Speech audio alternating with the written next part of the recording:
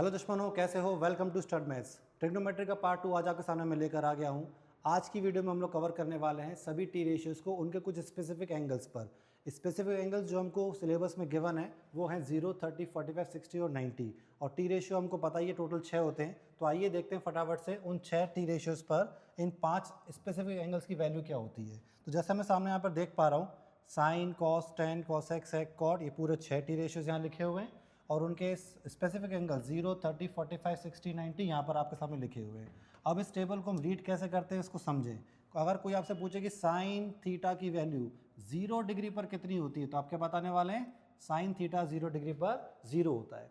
इसी तरीके से आपसे कोई पूछे कि इसी साइन थीटा की वैल्यू 60 डिग्री पर कितनी है तो आप क्या जवाब देंगे? 60 पर इसका आंसर √3/2 है। टेबल को रीड करना आ रहा है, एक बार फिर देखें। सपोज कोई आपसे बोलता है कॉसेक थीटा का आंसर 30 डिग्री पर कितना है तो 30 डिग्री पर कॉसेक का आंसर कितना बताएंगे हम? वो आंसर हम 2 बताने वाले हैं। तो बात आती है कि जो इतनी बड़ी टेबल है इसको हम याद कैसे करेंगे। मतलब टोटल वैल्यूज आप समझ पा रहे हैं कितनी हो रही हैं? 1 2 3 4 5 और ऐसे 5 मेरे पास 6 रोज हैं तो 5 6 टोटल 30 वैल्यूज़ हैं। अब इन 30 वैल्यूज़ को एकदम से माइंड में फीड करना इतना आसान तो खैर नहीं है। तो हमारे पास एक छोटी सी एक स्पेशल ट्रिक है जिससे हम इन 30 वैल्यूज़ को बहुत जल्दी लिख सकते हैं कॉपी पर। तो जितना जल्दी आप इसकी प्रैक्टिस कर लोगे आपके लिए फ़ायदा ही फ़ायदा है। तो देखिए मैं कोशिश करता हूँ आपको समझाने की।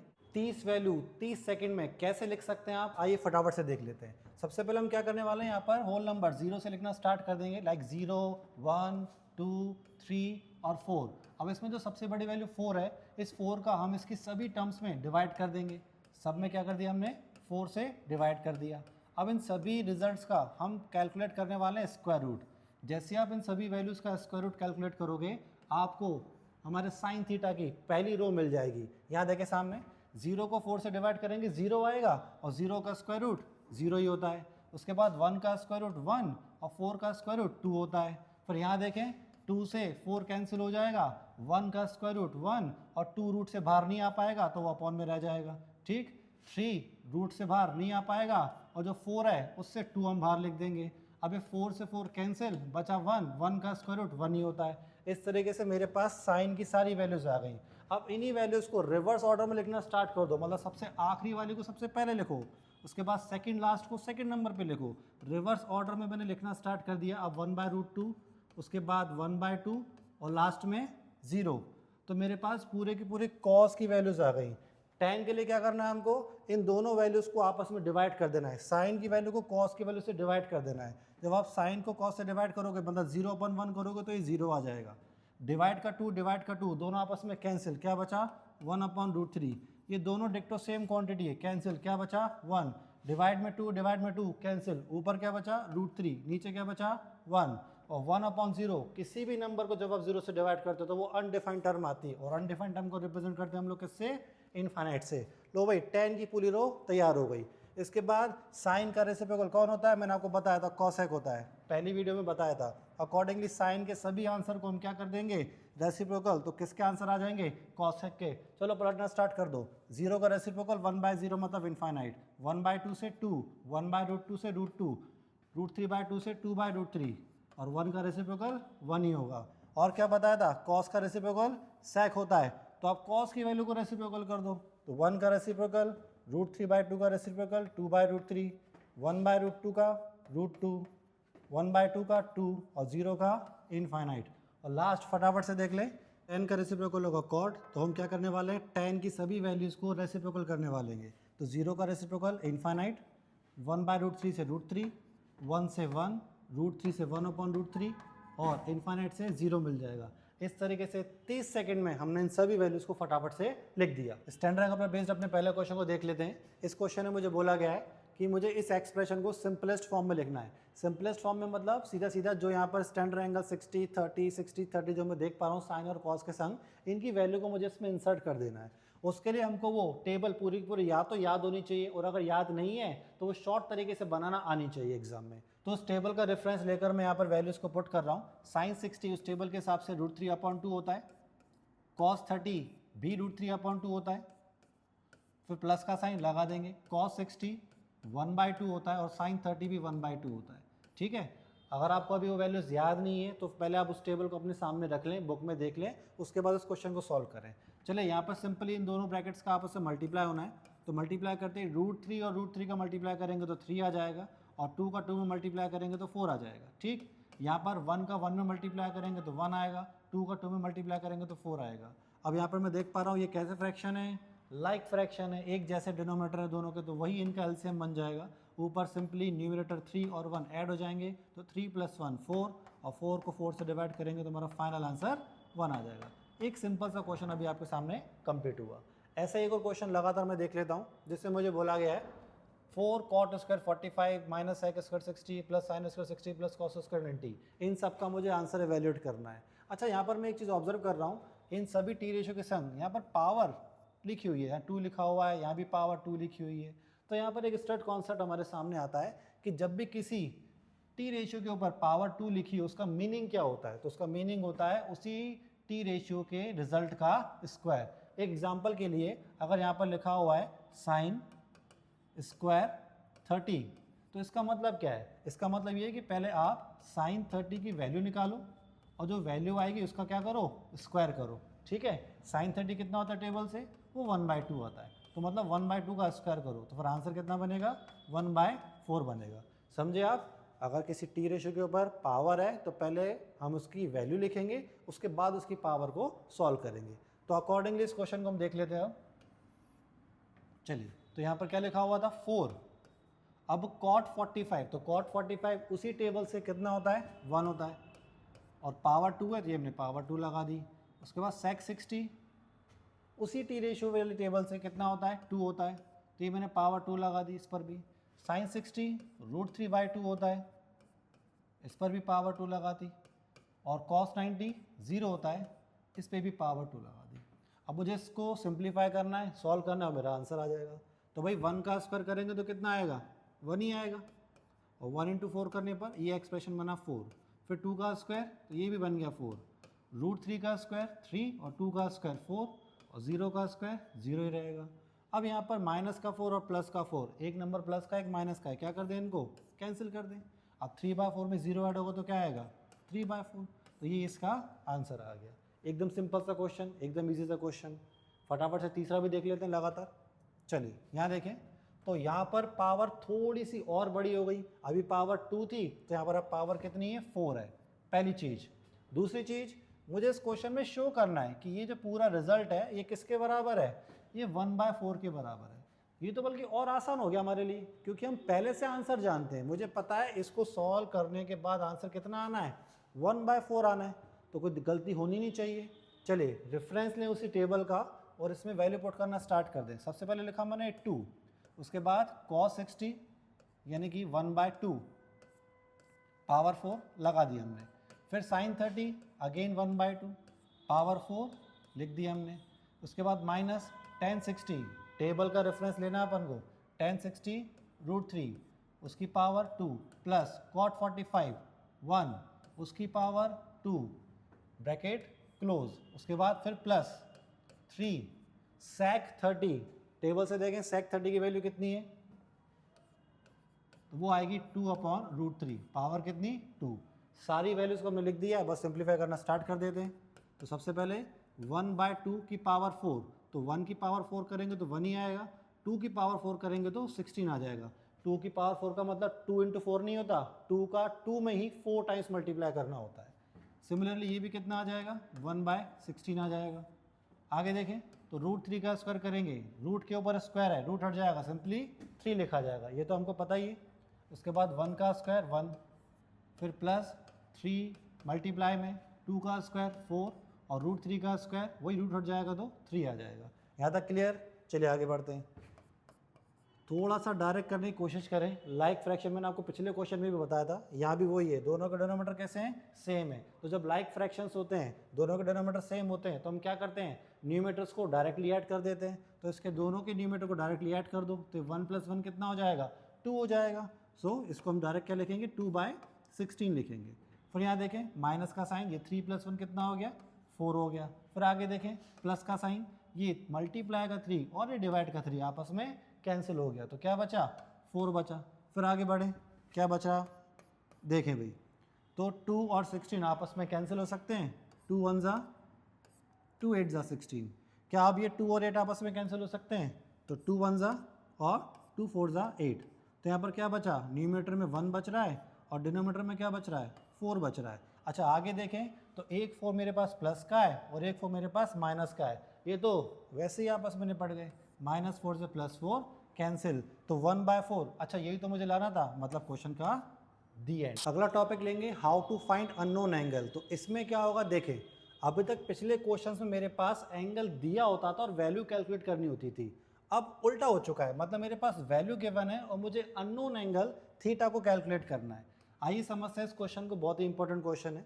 तो सबसे पहले हम क्या करेंगे, जैसे मुझे यहाँ पर sin 2 थीटा ये अननोन एक्सप्रेशन है, तो बस ये लेफ्ट साइड लिखा रहेगा, sin 2 थीटा ही लेफ्ट साइड लिखा रहेगा।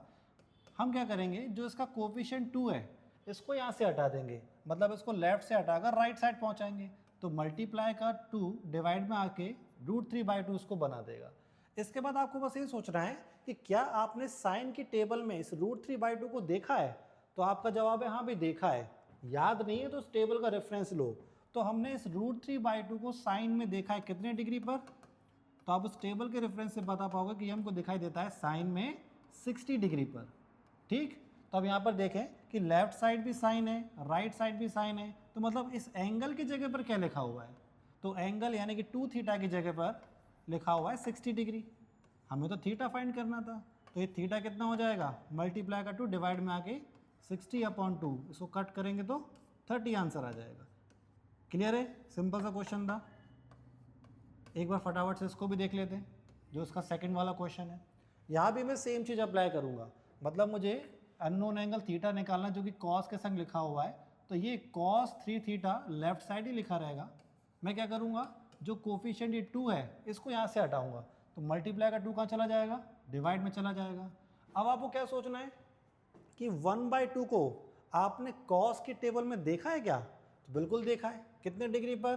तो जिनको फिलहाल याद नहीं है वो टेबल का रेफरेंस लें, जिन्हें याद है वो फटाफट लिख देंगे कि इस 1/2 को सर हमने कॉस में 60 डिग्री पर देखा है। 1/2 कॉस में कब दिखता है, 60 डिग्री पर। तो अगेन लेफ्ट साइड भी कॉस है, राइट साइड भी कॉस है, तो इस एंगल 3 थीटा की जगह पर क्या लिखा हुआ है, 60, तो मतलब 3 थीटा मेरा कंपेयर हो गया 60 डिग्री से, और हमें तो थीटा निकालना था, तो मल्टीप्लाई का 3 कहाँ चला जाएगा, 60 के डिवाइड में। जब आप 60 को 3 से डिवाइड करोगे तो कितना आंसर आ गया, 20। ठीक है, एकदम क्लियर क्वेश्चन, इजी था। अगला भी देखो फटाफट से हम देख लेते हैं। इस अगले क्वेश्चन में अननोन एंगल x निकालना है। देखो अननोन एंगल को अब मैं चाहे थीटा से रिप्रेजेंट करूँ, चाहे x से रिप्रेजेंट करूँ, चाहे किसी भी अल्फ़ाबेट से रिप्रेजेंट करूँ, कुछ फ़र्क नहीं पड़ना। अब यहाँ पर मेरे पास अननोन एंगल x भी है और कुछ नोन एंगल्स भी मुझको यहाँ पर लिखे हुए हैं, जैसे कि 45 और 30। टेबल का रेफरेंस लें और फटाफट से इन वैल्यूज़ को देखें। तो ये मैंने tan 3x को एज इट इज़ लिखा, और उस टेबल से sin 45 कितना होता है, तो आप देख पा रहे होगे कि sin 45 1/√2 होता है। cos 45 कितना होता है, तो ये भी 1/√2 ही होता है, क्योंकि sin में 45 और cos में 45 दोनों पर सेम वैल्यू होती है। उसके बाद प्लस का साइन जो लगा हुआ था, अब sin 30, तो sin 30 1/2 होता है। चलिए हम मल्टीप्लाई कर दें, मल्टीप्लाई न्यूमरेटर का न्यूमरेटर में करेंगे तो 1 आ जाएगा, डिनोमिनेटर का डिनोमिनेटर में करेंगे तो 2 आ जाएगा। जब दो सेम नंबर्स होते हैं, दोनों पर रूट लगा होता है, तो मल्टीप्लाई करते हैं उनका रूट हट जाता है। ठीक, यहाँ पर क्या लिखा हुआ है, ये भी 1/2 लिखा हुआ है। ये दोनों किस टाइप के फ्रैक्शन आ गए, लाइक फ्रैक्शन आ गए। लाइक फ्रैक्शन को मैंने आपको ऐड करना सिखा दिया है कि दोनों का डिनोमिनेटर जो है वो एज इट इज़ लिख दिया जाएगा और दोनों के न्यूमरेटर आप डायरेक्ट ऐड कर दो, तो ये 1 + 1, ये भी कितना हो गया, तो 1 + 1 ये 2 हो गया। अब 2 से 2 कैंसिल करेंगे तो क्या आंसर बनेगा, 1 बनेगा, तो यहाँ पर आंसर बना है 1। अच्छा लेफ्ट साइड क्या चल रहा था, तो लेफ्ट साइड ये चला आ रहा था tan 3x। अब आप मुझे बताएं, क्या आपने tan की टेबल में 1 को देखा है, और अगर देखा है तो कितने डिग्री पर आता है वो, तो आप बोलोगे सर tan की टेबल में 1 को हमने देखा है 45 डिग्री पर, तो बस यहाँ पर 1 की जगह पर tan 45 लिख दो। और अब क्या करना है आपको, बस कंपेयर करना है कि यहाँ पर एंगल 3x है और यहाँ पर एंगल 45 लिखा हुआ है, तो उसको मैं कंपेयर कर देता हूँ। चलो रिजल्ट में यहाँ लिख रहा हूँ, जैसे ही मैं 3x को 45 से कंपेयर करूँगा तो ये मल्टीप्लाई का 3 कहाँ चला जाना है, डिवाइड में, तो 45 को 3 से डिवाइड करेंगे और हमारा आंसर कैंसिल होने के बाद सीधा सीधा 15 आ जाएगा।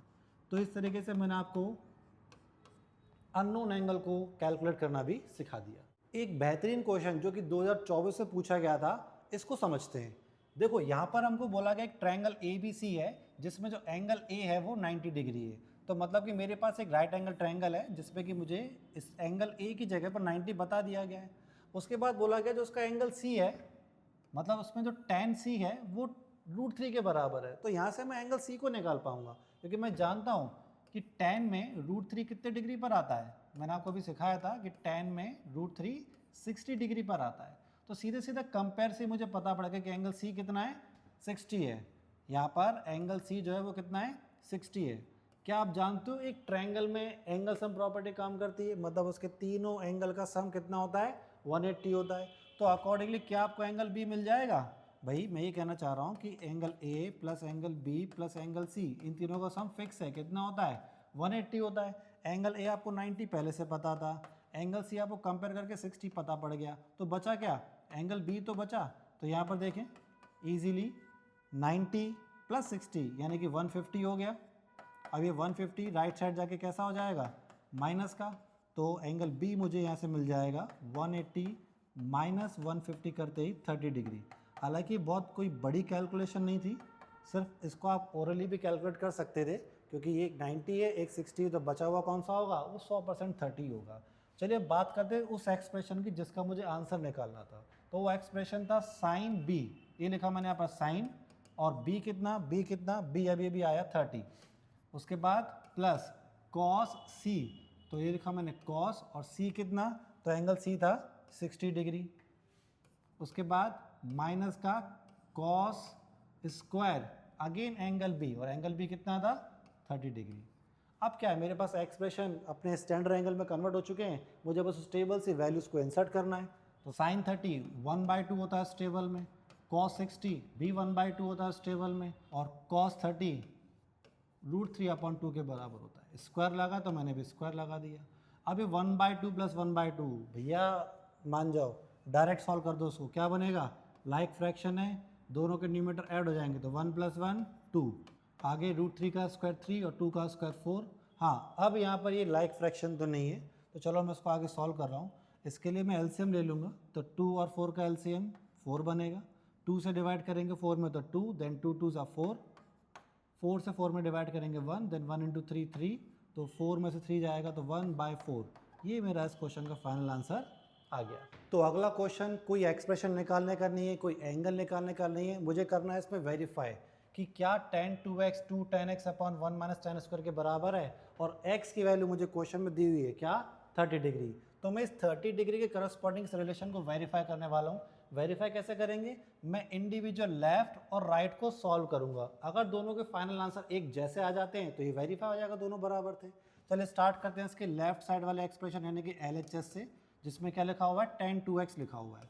तो tan 2x, अब x की वैल्यू क्वेश्चन में कितनी दी है, तो x दिया है क्वेश्चन में 30।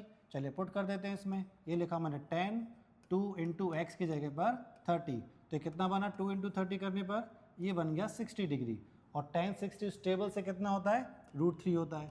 तो इस तरीके से मुझे रिजल्ट मिला इसके LHS का कितना, √3। अब मैं बात करूँगा इसके RHS की, और RHS को इंडिविजुअल सॉल्व करने के बाद अगर आंसर क्या आ जाता है, √3 आ जाता है, तो ये वेरीफाई हो जाएगा। तो देखें RHS में क्या लिखा हुआ था, 2 tan x, और x की जगह पर कितना पुट करना है, 30 पुट करना है।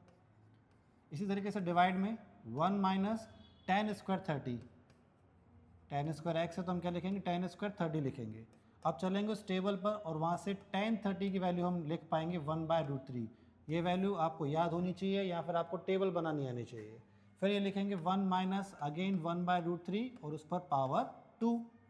चलिए आगे प्रोसीड कर दें, तो 2 का मल्टीप्लाई 1 में करेंगे तो 2/√3 बन जाएगा, और इस पूरे के डिवाइड में 1 माइनस 1 का स्क्वायर 1 और √3 का स्क्वायर करेंगे तो 3 बन जाएगा।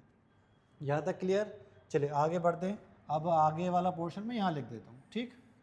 तो न्यूमरेटर में लिखा हुआ है 2/√3, और डिनोमिनेटर में क्योंकि यहाँ पर कुछ भी नहीं है तो मैं इसके अपॉन में 1 मान सकता हूँ, ताकि मैं 1 और 3 का एलसीएम ले लूँ। जब आप 1 में से 1 और 3 का जब आप एलसीएम लेंगे तो 3 आ जाएगा, ऊपर बचना है 3 - 1। तो नेक्स्ट स्टेप 2/√3 और अपॉन में 2/3, फिर नेक्स्ट स्टेप ये लिखा हमने 2/√3। जब मैं इस मेन डिवीज़न को कन्वर्ट करूँगा किसमें, मल्टीप्लिकेशन में, तो ये वाली टर्म जो 2/3 है वो रेसिप्रोकल होकर 3/2 हो जाएगी। तो यहाँ पर क्या होगा, ये 2 से 2 कैंसिल हो जाएगा। अब जो न्यूमरेटर में 3 आप देख पा रहे हो, क्या मैं 3 को ब्रेक करके √3 अगेन मल्टीप्लाइड बाय √3 लिख सकता हूँ? कौन से वाले 3 की बात कर रहा हूँ मैं, जो ये ऊपर लिखा हुआ है। और एक √3 मेरे पास नीचे पहले से बैठा हुआ था। इस तरीके से ये एक √3 कैंसिल हो गया, क्या बचा मेरे पास, √3। ये हो गई इक्वेशन नंबर सेकंड। मतलब LHS का आंसर भी √3 आया और RHS का आंसर भी √3 आया। दोनों आंसर कैसे हो गए हैं, सेम। मतलब हमने क्या कर दिया, इसको वेरीफाई। यहाँ पे हम लिख देंगे from equation 1 and 2 LHS is equal to RHS। अब जो अगला क्वेश्चन हम लोग सॉल्व करने वाले हैं, इसमें जो मुझे फाइंड करना है वो है साइन 15 डिग्री। और मैंने जो आपको पढ़ाया था उसके अकॉर्डिंग जो हमारे स्पेसिफिक एंगल्स यानी कि स्टैंडर्ड एंगल्स होते हैं, उनमें ये 15 डिग्री तो नहीं आता। उनमें क्या क्या आते थे, 0, 30, 45, 60 और 90, ये 5 एंगल्स आते थे। जबकि मुझे जो निकालना है वो है 15 स्टैंडर्ड एंगल नहीं है। तो हम क्या करेंगे, इसमें क्वेश्चन में लिखा हुआ है यूजिंग दिस फॉर्मूला, इस फॉर्मूला का यूज़ करके इस साइन 15 को निकालेंगे। अब मैं फॉर्मूला की बात करूं तो फॉर्मूला में यहाँ पर लिखा हुआ है साइन A माइनस बी, यानी कि दो एंगल्स हैं, पहला A और दूसरा B। इन दोनों एंगल को माइनस करूंगा तो मुझे साइन का एंगल मिलेगा। तो आपको बस इतना सोचना है कि क्या आप इस 15 डिग्री को ऐसे दो स्टैंडर्ड एंगल्स में ब्रेक कर सकते हो जिनका माइनस करने पर जिनका डिफरेंस 15 आ जाए। तो जवाब है बिल्कुल हम कर सकते हैं। हम इस 15 को 45 और 30 ऐसे दो स्टैंडर्ड एंगल से ब्रेक कर सकते हैं, क्योंकि जब मैं 45 में से 30 को माइनस करूंगा तो 15 आ जाएगा। तो बस करना क्या, आपको यही करना है कि इस पूरी आइडेंटिटी में जहाँ जहाँ A लिखा है वहाँ पर मैं 45 पुट कर दूंगा और जहाँ जहाँ B लिखा है वहाँ पर मैं 30 पुट कर दूंगा। आइए देखते हैं इस क्वेश्चन को सॉल्व करके। ये मैंने लिखा साइन A की जगह पर 45 और माइनस B की जगह पर 30 इक्वल टू साइन A मतलब साइन 45, क्योंकि A की जगह पे 45 लिखना है, कॉस B यानी कि कॉस 30। इसी पैटर्न को कंटिन्यू करता जा रहा हूँ मैं, माइनस लगाए, ये मैंने माइनस लगा दिया, कॉस A यानी कि कॉस 45 और उसके बाद साइन B, यहाँ थोड़ा नीचे लिख देता हूँ मैं, साइन B मतलब 30 डिग्री। चलिए कंटिन्यू कर दें। तो यहाँ पर तो ये बन गया 45 में से 30 माइनस होते ही साइन 15, जो हमको कैलकुलेट करना था। और ये वाला जो एक्सप्रेशन है ये मुझे आंसर देने वाला है। साइन 45 वैल्यू मुझे याद है 1/√2 होती है, कॉस 30 √3/2 होती है, माइनस कॉस 45 1/√2 और साइन 30 1/2। ये सारी वैल्यूज़ आपको उस टेबल से रिकॉल कर लेनी है। अब मल्टीप्लाई करेंगे, 1 का मल्टीप्लाई √3 में तो ये √3 और डिनोमिनेटर में 2 का मल्टीप्लाई 2 का मल्टीप्लाई √2 में तो हो जाएगा 2√2। कंटिन्यू करें, 1 का मल्टीप्लाई 1 में तो 1, 2 का मल्टीप्लाई √2 में तो 2√2। हमेशा की तरह यहाँ पर भी हमारे पास ये दोनों लाइक फ्रैक्शन बन चुके हैं। तो लाइक फ्रैक्शन में क्या होता है, दोनों डिनोमिनेटर एक साथ लिख दिए जाते हैं और दोनों के न्यूमरेटर सिंपली हम लोग माइनस कर देंगे, यानी कि √3 - 1, और यही इसका आंसर हो जाएगा। क्लियर है, एकदम क्लियर है। चलो देखते हैं अगला क्वेश्चन। अब इस अगले क्वेश्चन में मैं क्या देख पा रहा हूँ, सबसे पहले तो इस बात को सुन लें अच्छे से कि बहुत ही इंपॉर्टेंट क्वेश्चन है ना। तो आप सभी लोग इस क्वेश्चन को बहुत अच्छे से देखने वाले हैं। बहुत इंपॉर्टेंट क्वेश्चन है, एग्जाम में आया हुआ क्वेश्चन है। इसमें मुझे साइन A + B की वैल्यू 1 दी हुई है। तो आपको बस इतना सोचना है, क्या आपने साइन की टेबल में कभी 1 को देखा है? तो जवाब आएगा हाँ देखा है हमने। कितने डिग्री पर देखा है? तो हमने उसको देखा है 90 डिग्री पर। मतलब मैं साइन A + B इक्वल में इस 1 की जगह पर क्या लिखने वाला हूँ, साइन 90 लिखने वाला हूँ। क्लियर है? तो बस करना क्या है, मुझे यहाँ भी साइन यहाँ भी साइन, बस कंपेयर करना है। तो कंपेयर करते मुझे पता पड़ जाएगा कि A + B की वैल्यू कितनी है, 90 डिग्री। ठीक, इजी सा था। ऐसे मैं दूसरा देखूँ तो दूसरा मेरे पास रिजल्ट है कॉस का। कॉस A - B की वैल्यू √3/2 है। ये लिखा मैंने कॉस A - B। अब आपको बस इतना सोचना है कि क्या आपने कॉस की टेबल में कभी इस √3/2 को देखा है? तो जवाब फिर से हाँ आएगा, हमने इसको देखा है। कितने डिग्री पर? 30 डिग्री पर। तो हम यहाँ पर लिख देंगे कॉस 30 डिग्री।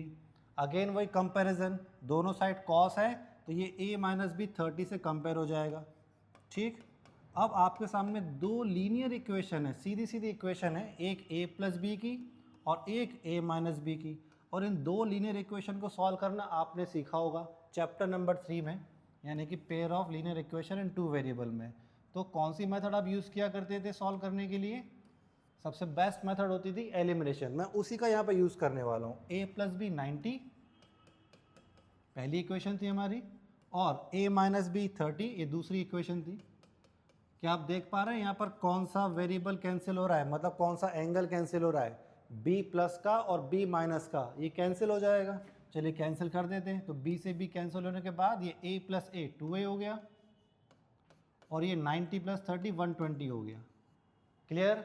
अब ये मल्टीप्लाई का 2 कहाँ आएगा? डिवाइड में, तो 2 से डिवाइड करते हमारा एंगल a कितना बन जाएगा? 60 डिग्री। अब क्योंकि एंगल a आ चुका, अब कौन सा बचा? b बचा। तो एंगल b को निकालने के लिए मैं इक्वेशन 1 या इक्वेशन 2 दोनों में से किसी का भी यूज़ कर सकता हूँ। तो यूजुअली मैं क्या करता हूँ, सिंपल वाली इक्वेशन को लेता हूँ, और यहाँ पर सिंपल वाली इक्वेशन मेरी है प्लस वाली। तो इस इक्वेशन में वैल्यू पुट कर रहा हूँ मैं, a plus b equal to 90 था, जिसमें हमारा अभी अभी a 60 आया है, तो 60 plus b is equals to 90। तो अब जब मैं एंगल b निकालने की कोशिश करूँगा तो ये प्लस का 60 यहाँ पर जाके माइनस का हो जाएगा, और 90 में से 60 माइनस होते ही b का आंसर 30 डिग्री आ गया। तो इस तरीके से एंगल a और एंगल b हमको दोनों इवेल्युएट हो गए। ये भी इजी था, क्वेश्चन तो इजी होते हैं ना, बस तुझे करनी क्या है, थोड़ी सी प्रैक्टिस करनी है, बस प्रैक्टिस से भागता है और तेरा खेल हो जाता है। चला देख, बिल्कुल सेम टू सेम वैसा ही क्वेश्चन है। अब ये क्वेश्चन मैं नहीं कराऊंगा, तो उसको अपनी कॉपी में खुद कर, प्रैक्टिस कर, और हो सके तो कमेंट में ही बता दे कि इसमें एंगल ए और एंगल बी का आंसर कितना आ रहा है। मैं तुझे इसका अगला क्वेश्चन करवाता हूँ। चलिए, अब यहाँ पर क्या है, तो यहाँ पर बहुत सिंपल सा एक और क्वेश्चन हमारे सामने आ गया है, जिसमें मुझे साइन अल्फ़ा और टेन बीटा दिया है, और वैल्यू पूछिए कॉस अल्फ़ा माइनस बीटा की। तो देख 2022 में आया हुआ क्वेश्चन है ये, तो एक अपन को एकदम से घबराना नहीं है कि यार अल्फ़ा माइनस बीटा कैसे निकालूंगा, अल्फ़ा बीटा तो मैंने जीरोस पढ़े थे क्वाड्रेटिक इक्वेशन में। तो भाई मेरी बात सुन, अल्फ़ा बीटा सिर्फ वहीं यूज़ नहीं होते हैं भाई, अल्फ़ा बीटा मेरे यहाँ पर एंगल्स हैं। तुझे करना क्या है, नाम से मतलब नहीं है, अल्फ़ा लिखाओ, बीटा लिखाओ, गामा लिखाओ, थीटा लिखाओ, क्या करना, वो तो सिर्फ सिम्बॉल्स हैं। तू तो बस ट्रिग्नोमेट्री टेबल को याद रख और आगे बढ़ जा। और फटाफट से बता मुझे, साइन में √3/2 तूने कब देखा है? तो तेरे माइंड में चल रहा है, और नहीं चल रहा तो भाई टेबल देख ले। साइन में √3/2 आता है 60 डिग्री पर। तो इस तरीके से कंपेयर करते तुझे पता पड़ गया अल्फ़ा कितना है, कितना आ गया? 60। ऐसे ही दूसरा रिलेशन क्या था, टेन का, तो टेन बीटा, टेन में कौन सी वैल्यू चेक करनी है हमको? 1/√3। तो टेन में 1/√3 30 डिग्री पर आता है, तो यहाँ तू लिख देगा टेन 30। इसके बाद क्या करना है, कंपेयर। तो कंपेयर करेगा तो बीटा कितना हो जाएगा? 30 हो जाएगा। अब तेरे पास अल्फ़ा भी है, तेरे पास बीटा भी है, तो वैल्यू निकालनी किसकी थी? वैल्यू निकालनी थी तेरे को कॉस अल्फ़ा माइनस बीटा की। ये लिखा तूने कॉस अल्फ़ा माइनस बीटा। इन दोनों वैल्यूज़ को बस पुट कर दे, अल्फ़ा की जगह पर 60 और बीटा की जगह पर 30। तो जब 60 में से 30 को माइनस करेगा तो कितना आएगा? 30 आएगा। अब फिर से टेबल पर आ जाके cos 30 कितना होता है, तो तुझे आंसर मिल जाएगा cos 30 √3/2 के बराबर होता है। ख़त्म। चलिए अब हम बात कर लेते हैं चैप्टर के सबसे इंपॉर्टेंट टॉपिक की, जिसमें हम लोग ज्योमेट्रिकली प्रूव करेंगे टी रेशियोज़ की वैल्यू को। आइए देखते हैं, समझते हैं। अभी तक हमने टी रेशियो के टेबल से पढ़ा हुआ था कि साइन, कॉस, टेन, इनकी सभी की वैल्यूज़ 30, 45, 60 पर क्या क्या होती हैं। तो अब जैसे इस 2025 में आए हुए क्वेश्चन को देखें, यहाँ पर मुझे बोला गया है ज्योमेट्रिकली प्रूव करना है कि tan 45 1 होता है। हमें पता है tan 45 1 होता है, पर वो हमने सिर्फ टेबल से याद किया था। अभी हम क्या करने वाले हैं, अभी हम इसको प्रूव करने वाले हैं। तो मेरी बात को गौर से सुने। एग्जाम में अगर आपको sin 45, cos 45, tan 45 कोई सा भी टी रेशियो अगर 45 के करस्पॉन्डिंग प्रूव करने को आ रहा है, किसके? 45 के, तो आपको स्टार्टिंग ध्यान रखनी है, इसकी शुरुआत होगी एक आइसोसेलेस राइट ट्रायंगल के संग। तो सबसे पहले मैं भी वही करने वाला हूँ। यहाँ पर हम एक राइट ट्रायंगल लेने वाले, इसका नाम हम ए बी से रख देंगे। और इस राइट ट्रायंगल की स्पेशलिटी क्या है कि यहाँ पर मुझको इसकी दो साइड्स को बराबर लेकर चलना है। किस टाइप का ट्रायंगल लिया है मैंने? Isosceles right triangle. आइसोसेलेस मतलब जिसकी दो साइड्स इक्वल होती है और अपोजिट दो एंगल इक्वल होते हैं। तो यहाँ पर ये वाला एंगल तो एग्जैक्टली कितने डिग्री का है? 90 डिग्री का, कोई डाउट ही नहीं है। अब जो बाकी के दो एंगल्स हैं, ये दोनों एंगल्स आपस में कैसे होंगे? इक्वल होंगे। रीज़न क्या है इसका? क्योंकि दो साइड्स इक्वल हैं, इसलिए दोनों एंगल भी इक्वल होंगे। ये मैंने इंटेंशनली जानबूझकर लिया है। कौन सा ट्रायंगल? Isosceles right triangle. तो ये दोनों साइड्स बराबर, अकॉर्डिंगली इसके दोनों एंगल बराबर। अब इस बात को सुने और समझें कि अगर यहाँ पर मैं एंगल थीटा लिखता हूँ तो यहाँ पर भी एंगल मुझे क्या लिखना पड़ेगा? थीटा ही लिखना पड़ेगा, क्योंकि दोनों सेम है। अब जो ट्रायंगल की एंगल सम प्रॉपर्टी होती है उसके अकॉर्डिंग तीनों एंगल, यानी कि angle A plus angle B plus angle C, इन तीनों का सम 180 होता है। एंगल ए की जगह पे आपने थीटा लिखा है, एंगल बी हमको 90 पता है, एंगल सी की जगह पे आपने थीटा लिखा है। इस तरीके से अगर मैं इसको सिंप्लीफाई करूं तो आपको कितने थीटा दिखाई दे रहे हैं? 1 and 1, टोटल 2 थीटा दिखाई दे रहे हैं। उसके बाद ये 180, ये प्लस का 90, यहाँ पर जाके माइनस का 90, तो 2 थीटा इज इक्वल्स टू, यहाँ पर 90 बचा, और जैसे ही आप 2 से डिवाइड करोगे आपको थीटा मिल जाएगा 45। कुल मिला के आप कहाँ पहुँच गए? 45 तक पहुँच गए। अब बात करते हैं कि क्योंकि ये एक आइसोसेलेस ट्रायंगल है, तो अगर इसका ये परपेंडिकुलर x है तो मुझे बेस को भी क्या लिखना पड़ेगा? x ही लिखना पड़ेगा। कोई दूसरी वैल्यू मान ही नहीं सकता, क्योंकि दोनों आपस में कैसी हैं? बराबर है। चलिए अब आ जाते हैं टी रेशियो को अप्लाई करते हैं। हम ऑलरेडी जानते हैं कि जो tan होता है वो किन दो साइड्स का रेशियो होता है, तो हमने पढ़ा हुआ है ये रेशियो होता है परपेंडिकुलर और बेस का। अब भी यहाँ पर परपेंडिकुलर भी x है और बेस भी x है, तो जब आप p और b की वैल्यू पुट करोगे, यानी कि x और x को पुट करोगे, तो दोनों आपस में कैंसिल हो जाएंगे, और कैंसिल होते ही आपका आंसर आ जाएगा। ये आंसर किसका आया है? tan थीटा का। और थीटा कितना था? तो भाई थीटा आपने अभी निकाला था, थीटा कितना था? 45। तो इस तरीके से आपने प्रूव कर दिया ज्योमेट्रिकली कि tan 45 कितना होता है? 1 होता है। ठीक, चलिए अगला क्वेश्चन फटाफट से देख लेते हैं, जिसमें मुझे sec 60 को ज्योमेट्रिकली 2 प्रूव करना है। देखो एंगल बदल गया, अभी एंगल कितना था? 45। तो हमने कौन सा ट्रायंगल लिया था? आइसोसेलेस राइट ट्रायंगल, वो 45 के लिए, पर अभी मेरा एंगल कितना यहाँ पर है? 60 डिग्री।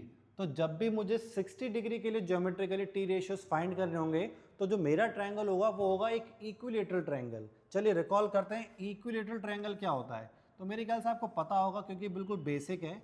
इक्विलेटरल ट्रायंगल वो ट्रायंगल होता है जिसकी पहली बात तो तीनों साइड्स इक्वल होती हैं, मतलब कि ये ए बी जितना होगा उतना ही बी सी होगा और उतना ही सी होगा। अगर आप इसकी ए बी को x मान लेते हो तो बी सी को भी x मानना पड़ेगा और सी ए को भी x मानना पड़ेगा। ये चीज़ क्लियर है? चलिए बहुत बढ़िया। अब मुझे बताओ, ये तो होगी इनकी तीन बराबर साइड्स, इनके तीन बराबर एंगल भी तो होते हैं, तो इन तीनों बराबर एंगल का मेजरमेंट कितना होता है पता है? नहीं पता क्या? अरे यार इक्विलेटरल के तीनों एंगल 60 डिग्री के होते हैं। और अगर नहीं पता है तो फिर एक काम करो, इसको थीटा मानो, इसको भी थीटा मानो, इसको भी थीटा मानो, और फिर लगा दो एंगल सम प्रॉपर्टी, पहला एंगल प्लस दूसरा एंगल प्लस तीसरा एंगल। जैसे इन तीन एंगल्स को आप ऐड करोगे कितना आएगा? 180 आएगा, यानी 3 थीटा इज इक्वल्स टू 180। तो अब 3 से डिवाइड कर दोगे तो थीटा कितना आ जाएगा? 60 आ जाएगा। ठीक है, हालांकि अपन वी नो दैट करके लिख सकते हैं, पर फिर भी अगर नहीं समझ आ रहा तो आप ऐसे एंगल को भी वैल्यूट कर पाओगे।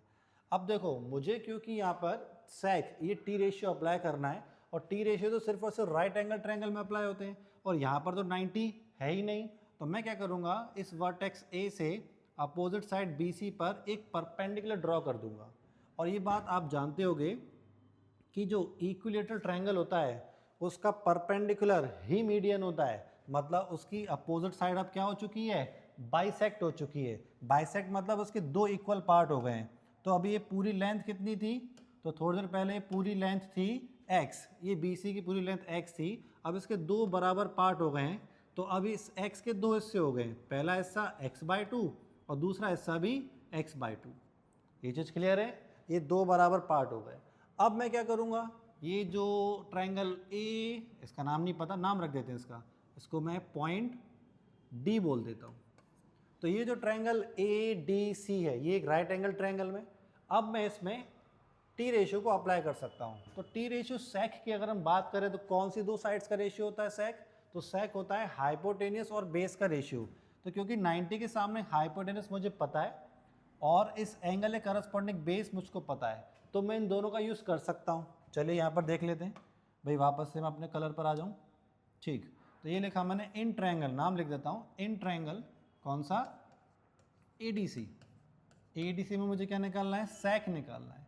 तो sec कितना होता है, तो sec होता है रेशियो h यानी कि हाइपोटेनियस और बेस का। चलिए वैल्यू पुट कर दें। तो सबसे पहले थीटा कितना था 60, तो फटाफट से थीटा की जगह पर ही 60 पुट कर दो, तो ये हो गया sec 60। उसके बाद हाइपोटेनियस, तो 90 के सामने होती है हाइपोटेनियस, वो कितना है, वो x है। उसके बाद बेस, तो बेस की जगह पर मैं देख पा रहा हूँ क्या लिखा हुआ है x/2, तो लिख दो भाई x/2। ठीक, तो ये sec 60 इक्वल में x, और देखो भाई ये डिवाइड को जब मैं कन्वर्ट करूँगा मल्टीप्लाई में, तो ये x/2 पलट के क्या हो जाएगा, 2/x हो जाएगा। तो x से x कैंसिल, क्या बचा 2। इस तरीके से मैंने ज्योमेट्रिकली प्रूफ कर दिया कि sec 60 कितना होता है, 2 होता है। खत्म। चलो अब तीसरा ज्योमेट्रिक प्रूफ भी देख लेते हैं, जो कि है sin 30 का। मैंने आपको पहले 45 का बताया आइसोसेलेस राइट ट्रायंगल, फिर मैंने आपको 60 का बताया इक्विलेटरल ट्रायंगल। अब बात करते हैं किसकी, 30 की। तो बेटा 30 के केस में भी आपको इक्विलेटरल ट्रायंगल ही बनाना पड़ेगा। अब आप बोलोगे सर इक्विलेटरल ट्रायंगल से तो मुझे 60 मिलेगा और यहाँ पर तो एंगल 30 है। तो भाई 2 मिनट रुक जा, अभी मैं बता ही रहा हूँ। देख भाई, तो ये ट्रायंगल था मेरा ABC, ठीक, पहले की तरह। इस ABC में ये तीनों साइड्स आपस में कैसी थी, इक्वल थी, ठीक, और तीनों एंगल भी आपस में कैसे थे, इक्वल थे। एंगल का मेजरमेंट कितना आया था, 60 आया था, मैंने तुझे सॉल्व करके दिखाया था। सब कुछ सेम है, इसलिए मैं दोबारा नहीं लिख रहा। अब इस बात को समझ, जैसे तो यहाँ पर एक परपेंडिकुलर ड्रॉ करेगा पिछली बार की तरह, ये साइड बाइसेक्ट हो जाएगी। बाइसेक्ट मतलब उसके 2 बराबर पार्ट हो जाएंगे, ठीक। तो अगर ये वाली साइड x है, तो फिर ये भी तुझे क्या माननी पड़ेगी, x माननी पड़ेगी, ठीक। तो इस तरीके से पूरी BC की लेंथ कितनी हो गई, तो इस पूरी BC की लेंथ हो गई 2x। अब तू बोलेगा सर पिछले क्वेश्चन में तो आपने इसको x माना था और इसको x/2 किया था। तो बेटा इस बात को समझ, अगर तू इसको x/2 करेगा तो थोड़ा कैलकुलेशन टफ हो जाएगी, और अगर मैं इसको x और x मानूंगा तो क्योंकि फ्रैक्शन नहीं बनेगा तो कैलकुलेशन आसान बनी रहेगी। अभी देख तुझे समझ में आ जाएगा। तो यहाँ पर जैसे ही BC 2x हो गई, तो अकॉर्डिंगली AB को भी अब तुझे 2x लिखना पड़ेगा और इस AC को भी तुझे अब 2x लिखना पड़ेगा, ठीक। अब इतनी मेहनत अपन क्यों कर रहे हैं, उसका कारण है, मुझे यहाँ पर इस बार साइन निकालना है। और साइन किसका रेशियो होता है, परपेंडिकुलर और हाइपोटेनस का। तो यहाँ पर देख परपेंडिकुलर कौन है और हाइपोटेनस कौन है। तो हाइपोटेनस तो बेटा फिक्स है, जो 90 के सामने है वही हाइपोटेनस है, इस पे तो अब कोई शक बचा ही नहीं है। अब बात होती है कि परपेंडिकुलर कौन है और बेस कौन है। तो क्या अपन को 60 डिग्री की बात करनी है इस बार, नहीं, इस बार बात किसकी होनी है, 30 डिग्री की। तो एंगल सम प्रॉपर्टी से समझ, इस ट्रायंगल ADC में ये 90 डिग्री है, ये 60 डिग्री है, तो ये वाला एंगल कितना होगा। नहीं आ रहा समझ में, अरे कोई दिक्कत नहीं यार, ये कुछ सेकंड लगेंगे, फटाफट से अपन सॉल्व कर लेते हैं। ADC के 3 एंगल कौन कौन से, एक A, एक D और एक C, तीनों का सम 180, angle sum property. Angle A पता नहीं है, ये तो हम ढूंढ रहे हैं। एंगल D 90 डिग्री है, एंगल C 60 डिग्री है। तो इस तरीके से ये मैंने एंगल A निकाल लेना है, 90 + 60 150। अभी प्लस का 150 जब राइट में जाएगा, मतलब कि 180 में से माइनस होगा तो कितना बचेगा, 180 में से 150 जाएगा तो 30 डिग्री। मतलब अपन को पता पड़ गया कि एंगल A कितना है, ये एंगल A 30 डिग्री है, ठीक है। और मैंने तेरे को बताया था कि एंगल किस किस के बीच में बनता है। अगर मैं एंगल 30 की बात कर रहा हूँ तो उसकी जो एक आर्म होगी वो हाइपोटेनस होगी, और जो दूसरी आर्म होगी वो कौन होगी, वो बेस होगी, ठीक। कोई डाउट, कोई परेशानी नहीं। फटाफट से जो मुझे रेशियो निकालना है उस पर आ जाते हैं। क्या निकालना है, sin 30 निकालना है। तो sin थीटा क्या था फॉर्मूला, P/h। थीटा की जगह पे क्या पुट करना है, थीटा की जगह पर 30 पुट करना है। अभी बताया ना हमारा एंगल A जो थीटा है वो कितना है, 30 है। और इस एंगल 30 के लिए परपेंडिकुलर कितना है, परपेंडिकुलर, तो अगर ये हाइपोटेनस है, अगर ये बेस है, तो परपेंडिकुलर तो इसी को होना पड़ेगा ना। तो परपेंडिकुलर कितना हो गया, परपेंडिकुलर x हो गया, हाइपोटेनस 2x है। तो अब यहाँ पर x से x कैंसिल, कितना आ गया, 1/2 आ गया। sin 30 1/2 हमने ज्योमेट्रिकली प्रूफ कर दिया, ठीक। तो तेरे पास दोनों टाइप की चीज़ें आ गई, x से भी तूने सॉल्व करना सीख लिया और x/2 से भी तूने सॉल्व करना सीख लिया। जो बेटर लगे उसको अडॉप्ट कर लियो, ठीक।